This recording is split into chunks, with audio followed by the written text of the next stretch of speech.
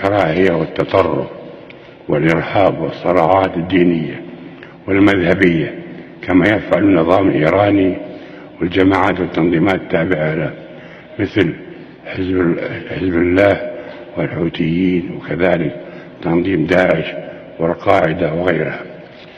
والنظام الإيراني يشكل رأس حربة الإرهاب العالمي منذ ثورة الخميني وحتى اليوم، وإننا في هذه الدولة منذ 300 عاما لم نعرف إرهابا أو تطرفا حتى أطلت ثورة الخميني برأسها عام 1979 ميلادي.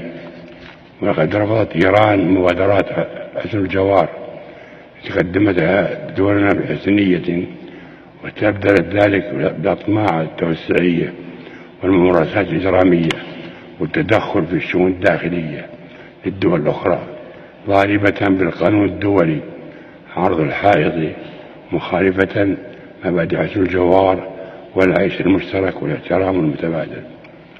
وقد ظن النظام في إيران إن صمتنا ضعفا وحكمتنا تراجعا، حتى فاض من الكيل من ممارساته العدوانية وتدخلاته كما شاهدنا في اليمن وغيرها من دول المنطقة.